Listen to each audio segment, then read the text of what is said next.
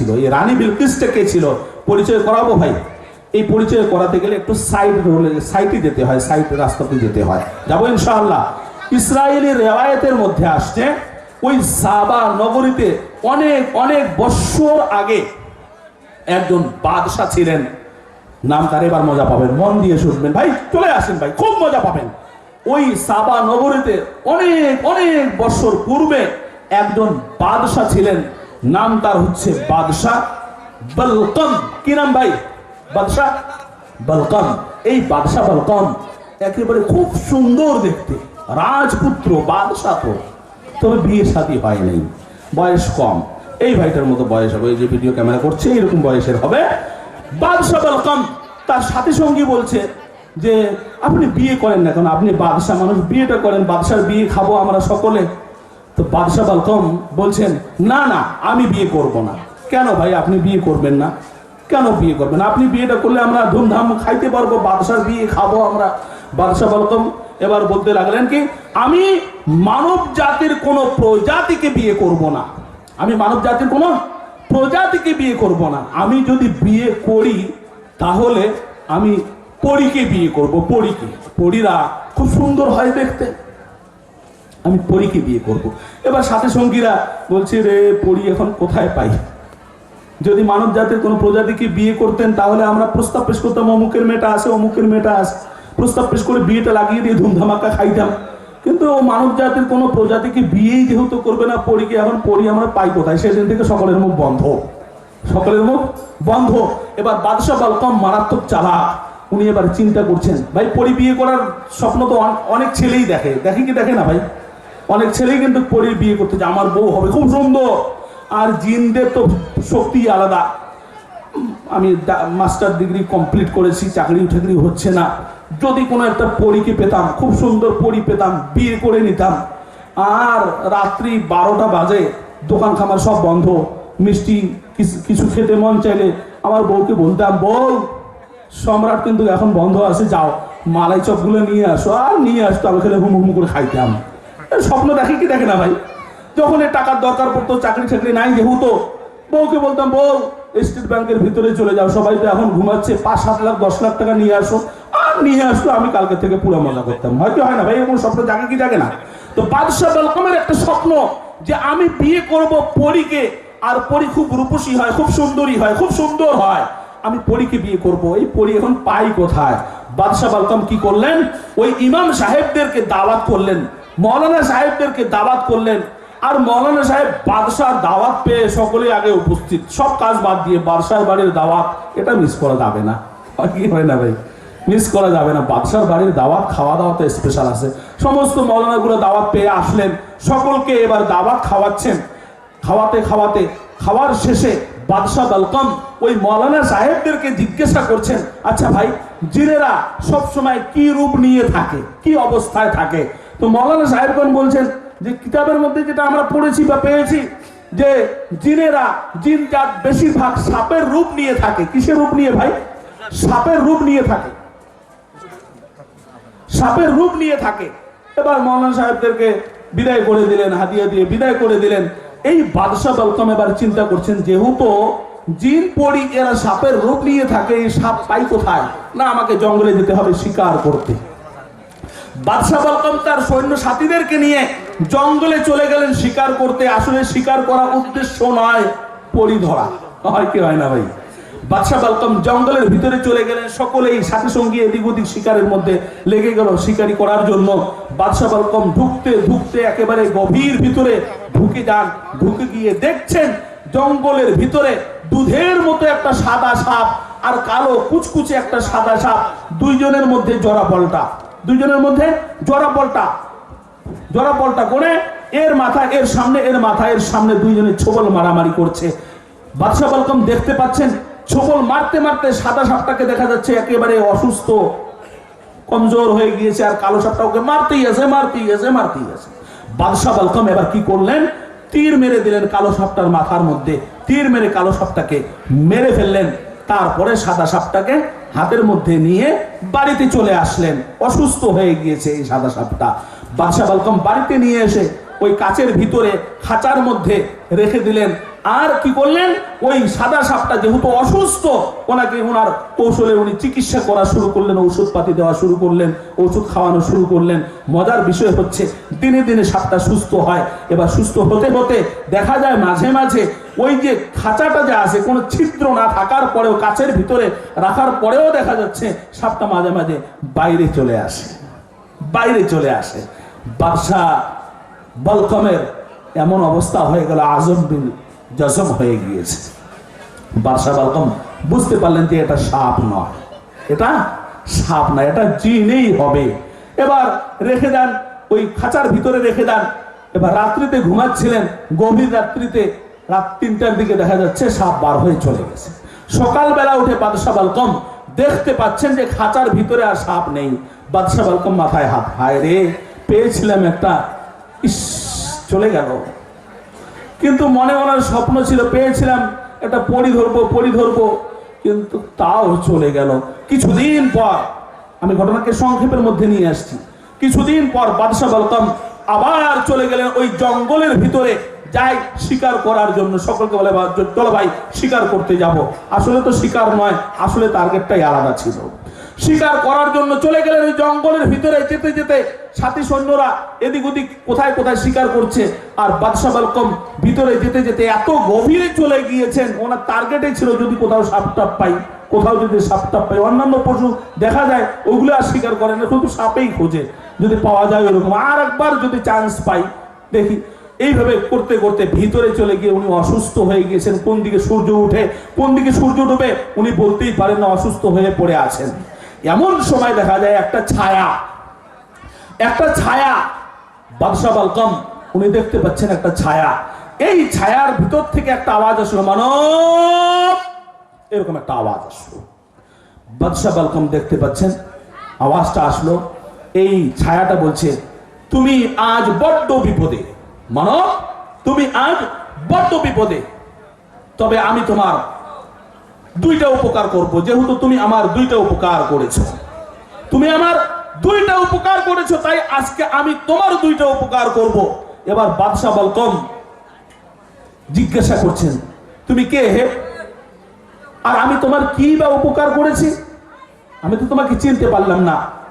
ওই ছায়াটা বলতে লাগলো যে এর পূর্বেও তুমি এই জঙ্গলে এসে শিকার করেছিলে। বলে হ্যাঁ। বলে শিকার করতে এসে দেখেছিলে একটা কালো সাপ আর একটা সাদা সাপ, দুজনের মধ্যে লড়াই চলছিল। বলে হ্যাঁ। বলে ওই কালো সাপটাকে তুমি তীর দিয়ে মেরে দিয়েছিলে। বলে হ্যাঁ। আর সাদা সাপটাকে নিয়ে গিয়ে তুমি চিকিৎসা করেছিলে। বলে হ্যাঁ। বলছে ওই সাদা সাপটাই হলাম আমি, আমি বর্তমান দুনিয়ার জিনদের বাদশা। জোরে বলে সুবহানাল্লাহ। আমি বর্তমান দুনিয়ার জিনদের বাদশা। তুমি আমার যে 2টা উপকার করেছিলে, আমার জানের দুশ্মনকে তুমি সেই দিন মেরে দিয়েছিলে, সে আমার মন্ত্রী ছিল, মন্ত্রী। আমি বর্তমান দুনিয়ার জিনদের বাদশা, কিন্তু ওই কালো সাপটা যে ছিল সে আমার মন্ত্রী ছিল। ওই কালো মন্ত্রীটা কি করত, আমার একটা মেয়ে আছে, আমার একটা মেয়ে আছে, ওই মেয়েটা দেখতে আমার খুবই সুন্দর, খুব সুন্দরী মেয়ে, নাম তার সুরাইয়া। এই কালো মন্ত্রী আমার মেয়েকে মাঝে মাঝে প্রেম নিবেদন করে, আমার মেয়েকে বিয়ে করতে চায়, কিন্তু আমার মেয়ে এই কালটু লোককে পছন্দ করে না। কালটু লোকে আমার মেয়ে পছন্দ করে না। আমার মেয়ে দেখতে ফর্সা, খুব সুন্দর দেখতে। জিনের মেয়ে পরি, সুন্দর তো হওয়াটা স্বাভাবিক, হয় কি হয় না ভাই? পছন্দ করে না, আর আমাকেও ভালো লাগে না। যেহেতু মেয়ের পছন্দ না, তো আমি আবার কেমন করে ওর সাথে বিয়ে দিব? তো দেখা যাচ্ছে আমি বিয়ে দেওয়ার কোন রকম রাজি নই। এই আমার মন্ত্রীটা আমাকে কি করেছিল, ঘোড়ার কথা বলে কৌশলে আমাকে জঙ্গলের ভিতরে নিয়ে এসেছিল, আর আমার সাথে লড়াই করে আমাকে মেরে ফেলার চেষ্টা করেছিল। আমাকে মেরে ফেলে ও আমার মেয়েকে নিয়ে জীবন যাপন করবে। আর আমি তো বুঝতে পারি নাই, চলে এসেছি তার সাথে ঘুরতে ঘুরতে, এই জঙ্গলে চলে এসেছি, সে আমাকে মারার চেষ্টা করেছিল। বাদশাহ, আমি জিনদের বাদশাহ, তুমি আমার ওই সময়টা, ওই মুসিবতের সময় তুমি আমার উপকার করেছিলে। তুমি ওই মন্ত্রীকে তীর দিয়ে আমার জানের দুশ্মনকে শেষ করে দিয়েছিলে। আর একটা উপকার করেছিলে, আমি অসুস্থ ছিলাম, আমাকে তুমি তোমার বাড়িতে নিয়ে গিয়ে চিকিৎসা করেছিলে, খাওয়াচ্ছিলে। বিশাল বড় উপকার 2টা করেছো। আমিও, তুমি বড্ড বিপদে পড়ে আছো, আজকে আমিও তোমার 2টা উপকার করতে চাই। বলো তোমার কি উপকার করতে হবে? বাদশাহ বালকাম বলতে লাগলেন যে আমি অসুস্থ হয়ে গিয়েছি, আমি দাঁড়াতে পারছি না, আমি চলতে পারছি না, আমার চিকিৎসা করেন। আপনারা যেমন চিকিৎসা করেছিলাম আজকে আমারও চিকিৎসা করেন। ওই বাদশার জিনটা যে আছে, জিন বাদশার যে আছে, সাথে সাথে এক গ্লাস শরবতের ব্যবস্থা করলেন, ওনাকে দিয়ে দিলেন। বাদশাহ বালকাম শরবত পান করলেন, সাথে সাথেই সুস্থ হয়ে গেলেন। জোরে একবার বলা যাবে কি সুবহানাল্লাহ? ভাই ভালো লাগছে তো? ভাই দাঁড়িয়ে থাকবেন না, ভিতরে আসেন, এরপরে আরো ভারী ভারী কথা আছে। সুস্থ হয়ে গেলেন। এবার বাদশাহ বালকামকে ওই দিনের বাদশাহ বলতে লাগলেন, বলো তোমার দ্বিতীয় কি উপকার করতে হবে, বলো। বাদশাহ বালকাম বলতে লাগলেন, ওনার ভিতরে কি ভাই, ওনার ভিতরে কি ফুটছে ভাই, লাড্ডু ফুটছে কি ফুটছে না? যার খোঁজে এসেছিলাম তাকেই তো পেয়ে গেলাম। এবার ওনার আবার মেয়েও আছে, যে টার্গেটে উনি এসেছিলেন জঙ্গলে, সামনে কিন্তু পাওয়া যাচ্ছে ওনার স্বপ্ন সফলের দিকে, হয় কি হয় না? বাদশাহ বালকাম বলতে লাগলেন, আমার আর একটা উপকার করবেন তো? বলে হ্যাঁ করবো, আমরা ওয়াদা খেলাপ করি না, আমরা জিন জাত, আমরা জিনেরা কোনো সময় ওয়াদা খেলাপ করি না, যা বলি তাই করি। বলে করবেন তো? বলে হ্যাঁ করবো। যে আপনার যে মেয়েটা আছে সুরাইয়া, এই সুরাইয়াকে আমার সাথে বিয়ে দিয়ে দেন। কি সুন্দর প্রস্তাব! এই সুরাইয়াকে আমার সাথে দেন। জিনের ওই বাদশাহ বলে না না এটা কেমন কথা, এটা কেমন কথা? বলে দেখেন আপনি একটু আগে কিন্তু বলেছেন আপনারা ওয়াদা খেলাপ করেন না, জিনজাত ওয়াদা খেলাপ করে না, তাই আমি আপনার কাছে চেয়েছি, আপনি না করছেন কেন? আপনি তো ওয়াদা খেলাপ করবেনই না। তো এবার জিনের ওই বাদশাহ বলতে লাগলেন যে দেখো, আমরা হচ্ছি জিনজাত, তোমরা হচ্ছে মানব জাত, তোমাদের শরীয়ত আর আমাদের শরীয়ত এক নয়। ভাই শরীয়ত দিনের আলাদা, মানুষের শরীয়ত আলাদা। বোঝাবো কি ভাই? বোঝাবো। দেখেন মনে রাখবেন, হাড্ডি 10 জিনিস দ্বারা ইস্তেঞ্জা করা নিষেধ রয়েছে, একেবারে মানা রয়েছে। হাড্ডি, কয়লা, কাগজ, কাঁচ, গাছের কাঁচা পাতা, খাদ্য দ্রব্য, এরকম 10 জিনিস দ্বারা ইস্তেঞ্জা করা নিষেধ। পেশাব করে এই জিনিসগুলো ব্যবহার করতে পারবেন না। কেন বলেন তো? আপনি আমি যে মাংস খাই, মাংস খাওয়ার পর যে ওই হাড্ডিটা ফালায় দেই, বিসমিল্লাহ বলে যখন এই জিন ওই হাড্ডিতে হাত লাগায়, সাথে সাথে আল্লাহর কুদরতি শক্তি দ্বারা আল্লাহ তাবারক তাআলা ওই হাড্ডিতে অতটাই মাংস লাগিয়ে দেন। জোরে বলে সুবহানাল্লাহ। তো এটা জিনদের খাদ্য, এই হাড্ডিটা হচ্ছে জিনদের খাদ্য, তাই হাড্ডি দিয়ে ইস্তেঞ্জা করা যাবে না। দেখবেন অনেক ছেলে আছে বিয়ে করে, বিয়ে করার পর সংসার করে, বউয়ের বাচ্চা হয় না। হয় কি হয় না ভাই? ডাক্তার দেখায়, বউ ঠিক আছে, ছেলের দোষ। হয় কি হয় না ভাই? আবার এমনও হয় যে ডাক্তার দেখাচ্ছে, বউয়েরও দোষ নাই, ছেলেরও দোষ নাই, কিন্তু বাচ্চা হয় না। হয় কি হয় না ভাই? এরকম অনেক ব্যাপার থাকে, ডাক্তারের কাছে রিপোর্ট ধরাই পড়ে না, বাচ্চা আবার হয় না। হয় কি হয় না? শুনে রাখবেন, এর অনেক কারণ রয়েছে। কি কারণ? ও আর ওর পিছনের জিন্দগিতে এমন কিছু করেছে যে জিন তার ওইখানে বান মেরে দিয়েছে, আর বাচ্চা হচ্ছে না। সওয়াল থাকবে, কিন্তু বাচ্চা হবে না, বাচ্চা হবে না।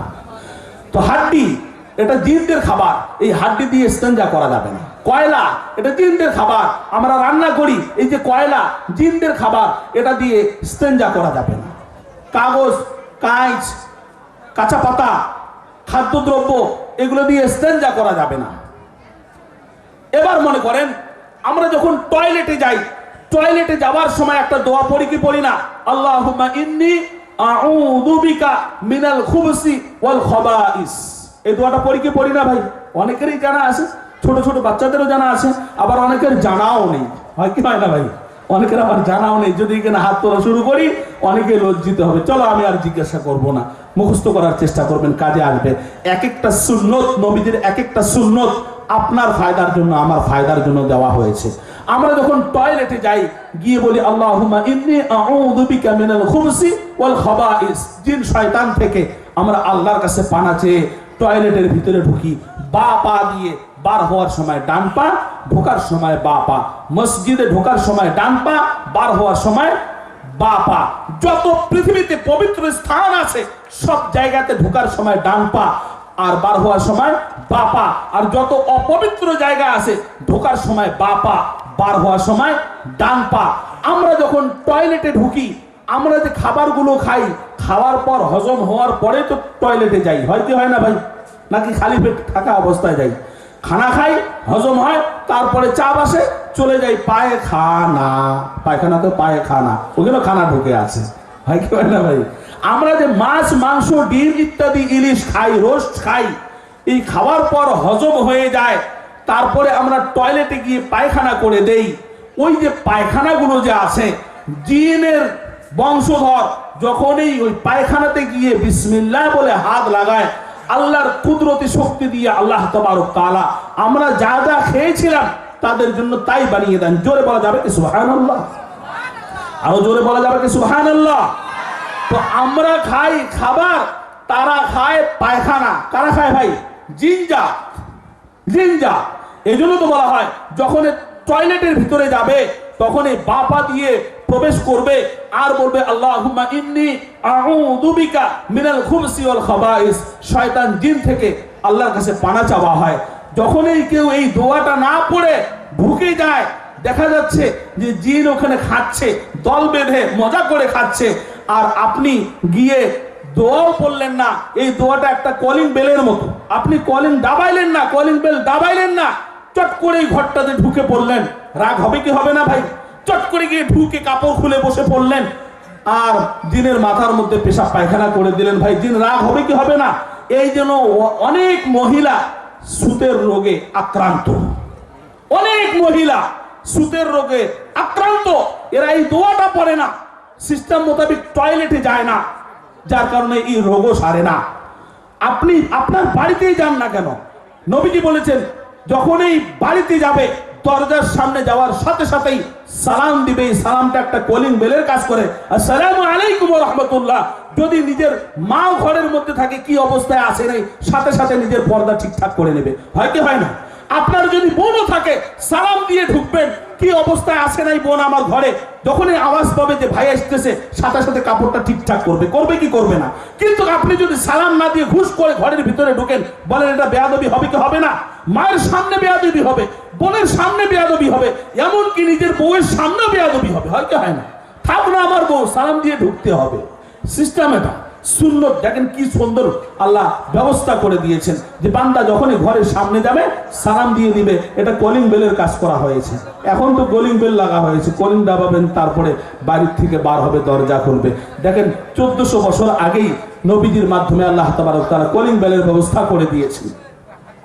এবারে ঘটনা হচ্ছে বিসমিল্লাহ বলে যখনই হাত লাগায় ওই পায়খানাগুলো, ওই খাবার তৈরি হয় আপনি যা যা খেয়েছেন। তো আজকে ওই জিনের বাদশা বলতে লাগলেন যে দেখো তোমরা হচ্ছে মানব জাত, আমরা হচ্ছি জিন জাত, তোমাদের শরীয়ত আলাদা, আমাদের শরীয়ত আলাদা।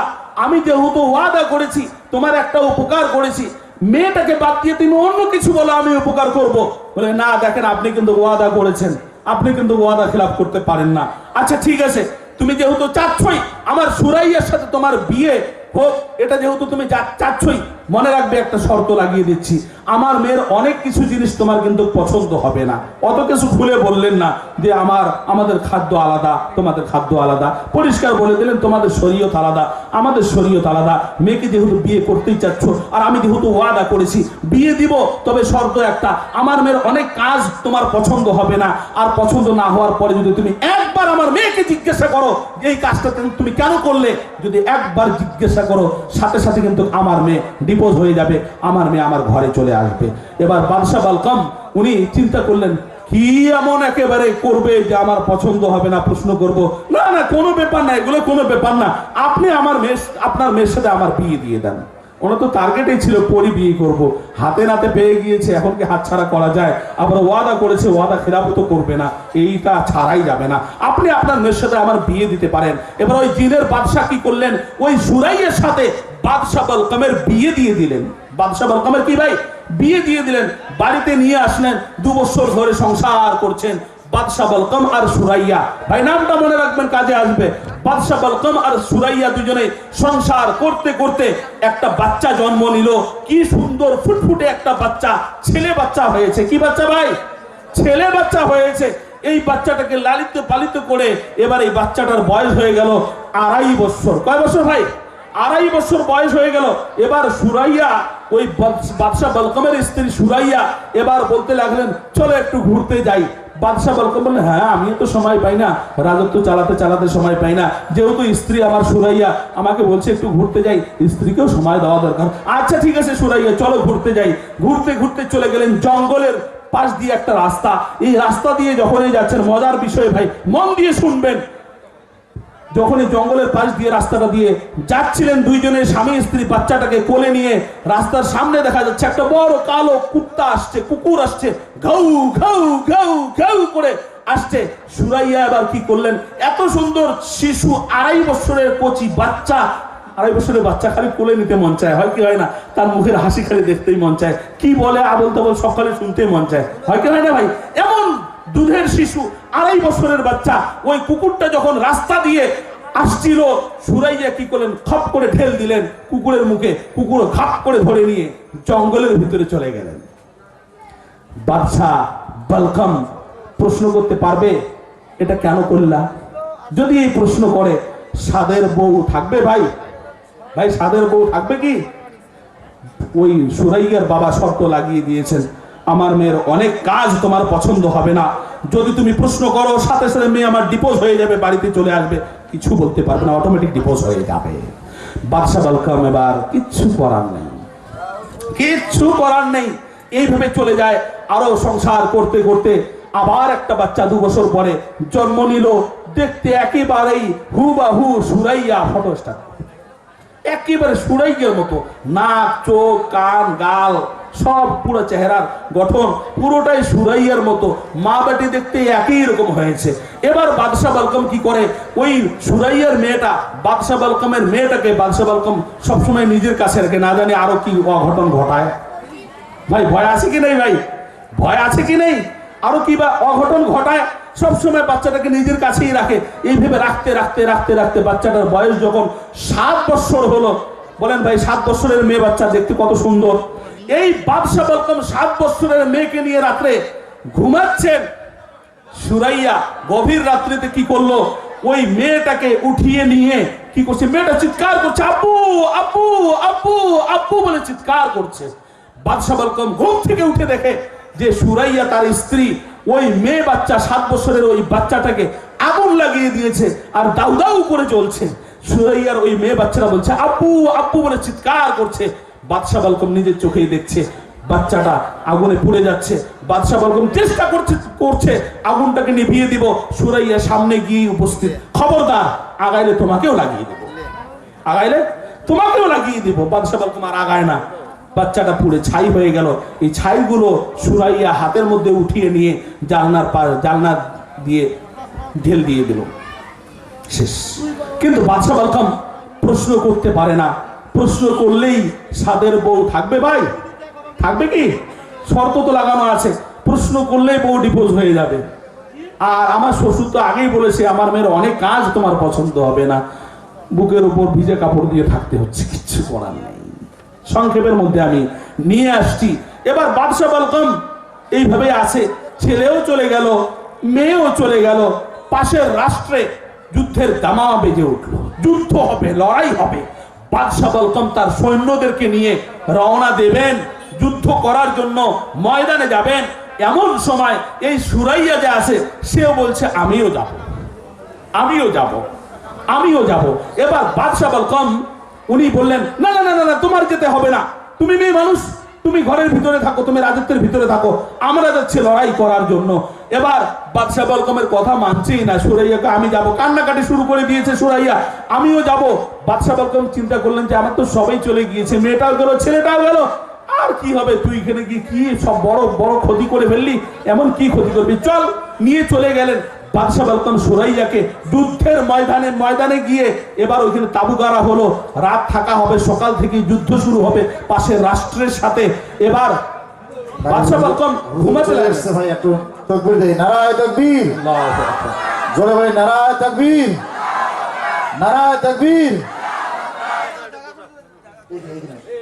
যাই হোক, আমি সংক্ষেপের মধ্যে নিয়ে আসবো, মনোযোগের সাথে শোনার চেষ্টা করবেন ইনশাআল্লাহ। বাদশাহ বলকম নিয়ে চলে গেলেন যুদ্ধের ময়দানে সুরাইয়াকে তাবু গাড়া হলো, রাত হয়ে গেল। এবার বাদশা বালকম ঘুমাচ্ছেন, সকাল থেকেই যুদ্ধ শুরু হয়ে যাবে। ওই যুদ্ধের ময়দানে চারপাশ দিয়ে 4টা পানির ট্যাঙ্কির ব্যবস্থা করলেন, পানি ভরিয়ে দিলেন যে সকালবেলা লড়াই শুরু হয়ে যাবে, পিপাসা লাগবে, আমার সৈন্যরা পানি পান করবে আর লড়াই করবে। পানির দরকার আছে কি নেই ভাই? বাদশা বালকম রাত্রে ঘুমাতে লাগলেন। এবার দেখা যাচ্ছে সকালবেলা উঠে দেখা যাচ্ছে ট্যাঙ্কিগুলোর মধ্যে পানি আর নেই, ট্যাঙ্কিগুলোর মধ্যে পানি আর নেই। বাদশা বালকম রাত্রিবেলা যাকে পাহারাদার হিসেবে রেখেছিলেন তাদেরকে ডাক দিলেন, ব্যাপারটা কি, ট্যাঙ্কির মধ্যে পানি নেই, কারণটা কি? এবার ওই পাহারাদার ওরা বলতে লাগলো, কি বলতে লাগলো, রাজা অনুপস্থিত থাকা অবস্থায় রানীর কথা শুনতে হয়। রাত্রি 3টের সময় আপনার ওই রানী সুরাইয়া এসে আমাদেরকে বর্ষা ধরেছে, তীর ধরেছে, আর বলছে পানি ফেলো, পানি ফেলো, পানি ফেলো। আমরা কি করবো, আর রানীর কথা তো শুনতেই হবে, আমরা পানি ফেলে দিয়েছি। বাদশা বালকমের রাগ মাথায় উঠে গেল, হয় কি হয় না ভাই? আরে এটা কেমন কথা? আজকে আমি আজকে ছাড়বো না, আমি তাকে জিজ্ঞাসা করব, সে থাকুক থাকুক, না থাকুক নাই। ছেলেটাও চলে গেল, মেয়েটাও চলে গেল, আমাকে হারাতে চায়, পাশের রাষ্ট্রের সাথে আমার সকালবেলা যুদ্ধ শুরু হবে, সে পানি ফেলে দিয়েছে। আজকে আমি যাব, আমার রানীর কাছে আমি জিজ্ঞাসা করব কারণটা কি, এটা কেন করছে। এদিকে সুরাইয়া চুল আঁচড়াচ্ছে, সাজসজ্জা যা কিছু লাগে সাজাসাজি, উনি রেডি হচ্ছেন, চলে যাবেন বাপের বাড়িতে।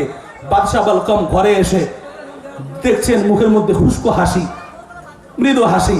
সুরাইয়া আগেই বলে দিলেন, আমি জানি আপনি আমার কাছে কৈফিয়ত চাওয়ার জন্য আসছেন, আমার তো এখানে আর থাকা শেষ, আমি তো আর আপনার সাথে থাকতে পারছি না।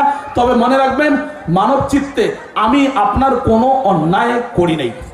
এবার বাদশা বালকম বলছেন, তুমি তো যাবেই, প্রশ্ন করেই নেই, তুমি কেন এই কাজটা করেছিলে, তুমি পানি ফেলিয়ে দিয়েছিলে কেন? এবার ওই সুরাইয়া বলতে লাগলেন যে দেখেন, আপনার যে মন্ত্রীটা আছে, আপনার যে মন্ত্রীটা আছে এটা দুশ্চরিত্র, এটা আমাকে প্রেম নিবেদন করে চুপে চুপে, আমাকে বিয়ে করতে চায়, আমার পছন্দ না। ওই জিনের বাদশা মন্ত্রী কালটু কালটু, সেও প্রেম নিবেদন করে, বাদশা বালকমের যে মন্ত্রী সেও প্রেম নিবেদন করে। কেমন সুন্দর ছিলেন সুরাইয়া রানী, হয় কি হয় না ভাই? আমার কিন্তু এগুলো পছন্দ লাগে না, আমাকে মাঝে মাঝে চুপে চুপে যা বলার বলে, প্রেম নিবেদন করে, আমি কোন রকম পাত্তা দেই না। এবার সে আপনার সাথে দুশ্মনী করছে, আমাকে হাসিল করার উদ্দেশ্যে কি পাশের রাষ্ট্রের সাথে, মিনিস্টারের সাথে চুক্তি করেছে যে লড়াই হবে আপনার সাথে। লড়াই হয়ে কি হবে, যখন ওরা জিতে যাবে তো অর্ধেকটা আপনার সীমানা নিয়ে নেবে, আর এই মন্ত্রীটা এই দেশের বাদশা হয়ে আমাকে বিয়ে করে জীবন যাপন করবে। এই চুক্তি করে লড়াইয়ের যুদ্ধের দামামা বাঁধিয়ে দিয়েছে। আর যুদ্ধ না করতেই যাতে আপনি হেরে যান, বিষ পান করে সকলেই যাতে মরে যায় আপনার সৈন্যরা, এই জন্য ওই পানির ট্যাঙ্কিতে বিষ মিশিয়েছে এই মন্ত্রীটা, এই মন্ত্রীটা, এই মন্ত্রীটা। আমি চাই নাই যে আপনারা এই পানি পান করে যুদ্ধের আগেই মারা যান, তাই আমি পানিটা ফেলে দিয়েছি। বাদশা বালকম বলতে লাগলেন, তুমি যে বলছো পানির মধ্যে বিষ মিশানো হয়েছে, তার প্রমাণ? এবার সুরাইয়া বলতে লাগলেন, আমি সব পানি ফেলে দেই নাই, দক্ষিণ পাশের যে ট্যাঙ্কিটা রয়েছে ওই ট্যাঙ্কিতে অল্প একটু পানি রয়েছে, যান আপনি ওই পানিটা গ্লাসের মধ্যে ঢেলে নেন, আর যদি বিশ্বাস না হয় একই টেবিলের মধ্যে মন্ত্রীকে ডাক দেন, দাওয়াত করেন, একসাথে নাস্তা করেন, হিসাব ক্লিয়ার হয়ে যাবে, দুধ কা দুধ পানি কা পানি হয়ে যাবে।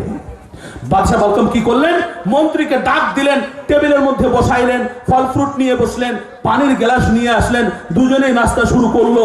এবার বাদশা বালকম ফল খায়, মন্ত্রীটাও ফল খায়। এবার বাদশা বালকম বলছেন পানি খান, বলছেন না না না না, আপনি প্রেসিডেন্ট, আপনি খান। বলেন ঘুঘু ফান্দে পড়ছে কি পড়ে নাই ভাই? বাদশা বালকম সাথে সাথে তলোয়ার বার করে শিরচ্ছেদ করে দিলেন। এবার ওই রানী সুরাইয়াকে বলতে লাগলেন, আচ্ছা রানী, তুমি তো যাবেই, চলে বলো তো আমার ছেলেটাকে তুমি কুকুরের মুখে দিয়েছিলে কেন? ভাই শোনার দরকার আছে কি নেই? এই মুহূর্তে শেষ করে দিলে যেন আধুরা হয়ে যায়, একটু সময় লাগছে, এরপরে তো শেষ বক্তা। যাই হোক, বাদশা বালকম বলতে লাগলেন, সুরাইয়া এবার বলো তো আমার ছেলেটাকে, ওই 2.5 বছরের ছেলেটাকে কুকুরের মুখে দিলে কেন? এবার সুরাইয়া বলতে লাগলেন, মুস্কি মুস্কি হেসে হেসে বলতে লাগলেন, ওই যে রাস্তা দিয়ে যাচ্ছিলাম, ওই বড় কুকুরটা যে এসেছিল আর ঘাউ ঘাউ যে করছিল, ওটা কুকুর না, ওটা আমার ভাই, ওটা আপনার শালা। আপনি শুনছেন ঘাউ ঘাউ, আর সে আমাকে বলছিল বুবু ভাগ্নেটারে দে, মা চায়, তাই আমি তার মুখে ঢেলে দিয়েছিলাম। ওই ছেলেটাকে আমার নিয়ে চলে গিয়েছিল মায়ের কাছে। বলছে এখন বর্তমান কেমন আছে? সুরাইয়া বলতে লাগলেন যার যতটুকু হায়াত দুনিয়াতে অতটুকুই থাকবে, এখানে থাকলেও সে মারা যাইতো, মায়ের ওইখানে যাওয়ার পর সে মারা গিয়েছে। বলছে আমার সুরাইয়াকে তুমি আগুন লাগিয়ে মেরে ফেলে দিয়েছিলে কেন? এবার আমার মেয়েটাকে তুমি আগুন লাগিয়ে দিয়ে মেরে ফেলেছিলে কেন? সুরাইয়া আবার বলতে লাগলেন যে শোনেন, ওই যে মেয়েটা, এই মেয়েটা একেবারেই দেখতে আমার মতো। আমার ওই ছেলে মরে যাওয়ার পর আমার মা কান্না করে দিন কাটাচ্ছেন। আপনাকে বললে তো আপনি পাঠাবেন না, আমি ভালোভাবেই জানি আপনি পাঠাবেন না। তাই আমি কি করেছিলাম, ছেলেকে পাঠিয়েছি। এবার ওই মেয়েটার জন্য কান্নাকাটি করছে যে তোর মেয়েটাকে একটু পাঠায় দে, তোর মেয়েকে দেখে যদি আমি একটু খুশি হই, তোকে তো অনেকদিন থেকে দেখি না। আমি আমার মেয়েটাকে কি করছি, গায়ে আগুন লাগিয়ে দিয়েছি। ছাই যখন হয়ে গিয়েছিল, আমি মন্ত্র পড়ে জানলা দিয়ে ফেলে দিয়েছিলাম। ওই আমার মায়ের কাছে চলে গিয়েছে। ওই মেয়েটা এখন আমার মায়ের কাছে আসে। বর্তমান ওই মেয়েটার 17 বছর বয়স চলছে। বর্তমান মেয়েটার কয় বছর ভাই? 17 বছর বয়স চলছে। বাদশাহ বলকামকে সুরাইয়া বলতে লাগলেন আমি তো চলে যাচ্ছি, সুখের সংসার আর হলো না, হয়েও যেন হলো না, আমি তো চিরজীবনের জন্য চলে যাচ্ছি। আপনার ডাকো, ওই মায়াবী কণ্ঠের ওই ডাকটা আর কোনোদিন শুনতে পাবো না, আপনিও আমাকে আর দেখতে পাবেন না। কিন্তু মনে রাখবেন, ওই যে আমার মেয়েটা যে আছে, মেয়েটা হুবাহু দেখতে আমার মতো। আমার কথা যখনই মনে পড়ে যাবে, আপনার ওই মেয়ের দিকে তাকাবেন, আমার মায়া ত্যাগ করতে পারবেন। এবার বাদশাহ বলকম সাইডে মুখ ঘুরিয়ে দেখতে পাচ্ছেন, বাম দিক থেকে, বাম পাশ থেকে একেবারে হুবাহু সুরাইয়ার মতো ওনার মেয়েটা, 17 বছরের মেয়েটা সাথে জড়িয়ে ধরে কান্নাকাটি শুরু করে দিলেন। কিতাবের মধ্যে পাওয়া যায়, ইসরায়েলি রেওয়ায়েতের মধ্যে পাওয়া যায় যে এই যে মেয়েটা সুরাইয়া এবং বাদশাহ বলকম ছিলেন মানুষ, সুরাইয়া ছিলেন পরী। জিন জাতের মধ্যে পুরুষেরা হয় জিন, আর নারী জাতের মধ্যে হয় পরী। চীনের মহিলারা হয় পরী। এই পরী সুরাইয়া মানুষ, বাদশাহ বলকাম, এই স্বামী স্ত্রী রাজা রানীর মধ্য দিয়ে যে মেয়েটা হয়েছিল, এই মেয়েটার নাম হচ্ছে রানী বিলকিস। মনে থাকবে ভাই, এই মেয়েটার নাম কি ভাই? রানী বিলকিস। ইনি সাবার রানী ছিলেন। ইনি পূজা করছিলেন, ছট পূজা করছিলেন, সূর্যের পূজা করছিলেন। হুদহুদ পাখি এসে খবর দিচ্ছেন, আমি এমন একটা খবর নিয়ে এসেছি যে ব্যাপারে আপনি বেখবর, আপনিও জানেন না। এবার নবী সুলাইমান বলতে লাগলেন তাই নাকি? বলে হ্যাঁ, আমি তোমাকে পরীক্ষা করবো। তুমি যে কথাগুলো সত্য বললে না মিথ্যা বললে, এটা আমি প্রমাণ করতে চাই। ইযহাব বিকিতাবি হাদা ফাআলকিহ ইলাইহিম সুম্মা তাওয়াল্লা আনহুম ফানজুর মাযা ইয়ারজিউন। নবী সুলাইমান আলাইহিস সালাম একটা চিঠি লিখলেন। চিঠি লিখে ওই হুদহুদ পাখির ঠোঁটে দিয়ে দিলেন, আর বললেন ইযহাব, যাও, বিকিতাবি হাদা, এই কিতাবটা নিয়ে, এই চিঠিটা নিয়ে তুমি যাও। ফাআলকিহ ইলাইহিম সুম্মা তাওয়াল্লা আনহুম ফানজুর মাযা ইয়ারজিউন। এই চিঠিটা নিয়ে গিয়ে ওই রানী বিলকিসকে দাও। রানী বিলকিসকে দিয়ে ওখানে ফলো করো। সে চিঠি পাওয়ার পর সে কি সিদ্ধান্ত নেয়। হুদহুদ পাখির ঠোঁটের মধ্যে চিঠিটা দেওয়া হলো। হুদহুদ পাখি এবার চলে গেল কোথায়? সাবা নগরীতে। গিয়ে দেখছে চতুর্পাশে দরজা বন্ধ। এবার ঠিক দুপুর বেলা উনি দেখছেন দরজা সব বন্ধ। দুপুর টাইম বন্ধ থাকে কি থাকে না ভাই? বাড়ির দরজা বন্ধ থাকে, ওই সময় সবাই আরাম করে। রানী বিলকিস দুপুর বেলা খাওয়া দাওয়া করে কাইলুলা করছিলেন। কাইলুলা দুপুরবেলা খাওয়ার পরে একটু আরাম করাকে কাইলুলা বলা হয়। কালিলুন মানে কম, অল্প থেকে আরো অল্প খাওয়া দাওয়ার পর একটু আরাম করা, এটাকে কাইলুলা বলা হয়। তো রানী বিলকিস দুপুরবেলা খাওয়া দাওয়ার পর কাইলুলা করছেন। আর মেয়েদের একটা স্বভাব আছে, যখন বিছানাতে যায় ঘুমাতে বা কাইলুলা করার জন্য, সাথে সাথে বুকের ওড়নাটাকে কিন্তু সরিয়ে কোথাও রেখে দিয়ে আরামসে ঘুমায়। আর ঘুম থেকে যখনই জেগে উঠে, সাথে সাথে বুকের মধ্যে হাতটা চলে আসে। হয় কি হয় না ভাই? এমনটা হয় কি হয় না? এটা মেয়েদের স্বভাব। তো হুদহুদ পাখি এবার চিন্তা করছে যে এই চিঠিটা আমি কোথায় রাখবো। এই চিঠিটা কোথায় রাখবো? যদি টেবিলে রাখি তাহলে রানী বিলকিসের যে দাসী যদি এসে ঝাড়ু দিতে গিয়ে কোথাও ফালায় দেয়, না, আমার নবী সুলাইমান আবার বলবে যে আমি দিতে বলেছিলাম রানী বিলকিসকে, তুমি দিয়ে এসেছো দাসীকে, না, এই টেবিলে রাখা যাবে না। ওই যে ওন্নাটা সরিয়ে রানী বিলকিস কাইলুলা আরাম করছিলেন, ঠিক দুপুর বেলা ওই হুদহুদ পাখি এবার রানী বিলকিসের বুকের উপরে চিঠিটা রেখে আবার ওই ভেন্টিলেটর যে আছে ওইখানে গিয়ে দাঁড়িয়ে অপেক্ষা। ঘুম থেকে উঠেই তো দেখবে চিঠিটা কি করা যায়। এবার উনি ফলো করছেন। এবার রানী বিলকিসের ঘুম ভেঙে গেল, কাইলুলা করা হয়ে গেল, সাথে সাথে বুকের উপরে হাত, দেখা যাচ্ছে কাগজের মতো। কাগজ পেয়ে দেখছেন চিঠি। ইন্নাহু মিন সুলাইমানা ওয়া ইন্নাহু বিসমিল্লাহির রহমানির রহিম। মনে রাখবেন গোটা কোরআনে 114টা সূরার মধ্যে 114টা সূরার মধ্যে একটা সূরা বাদ দিয়ে বাকি সমস্ত সূরার শুরুতে বিসমিল্লাহির রহমানির রহিম লেখা আছে। কিন্তু আল্লাহ তাবারক তাআলাও যেন বলতে চাচ্ছেন যে সব সূরার মধ্যে বিসমিল্লাহির রহমানির রহিম লিখে দিলাম, একটা সূরায় তওবাতে লিখি নাই 10 পারাতে, তো কেমন হয়ে যায় 114 বারেই করে দেই। আল্লাহ তাবারক তাআলা এই যে চিঠিটার এই বিসমিল্লাহির রহমানির রহিম কোরআনে কারীমে রেকর্ড করে দিয়ে 114 বার বিসমিল্লাহির রহমানির রহিম পুরো করে দিলেন।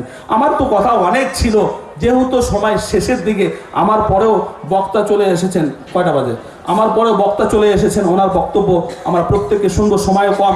আমি তো লোকাল ছেলে, যদি আল্লাহ হায়াতে বাঁচিয়ে রাখেন ইনশাআল্লাহ এই বিসমিল্লাহির রহমানির রহিম নামক দিয়ে যে চিঠিটা রেখেছেন রানী বিলকিসের কাছে, এখান থেকে ইনশাআল্লাহ আমি আলোচনা শুরু করব, যদি আল্লাহ তৌফিক দেন। সকলে মনোযোগের সাথে শোনার চেষ্টা করব, আপনারা দোয়া করবেন আল্লাহর জন্য এই সুযোগটা করে দেন, চেষ্টা করবো ইনশাআল্লাহ।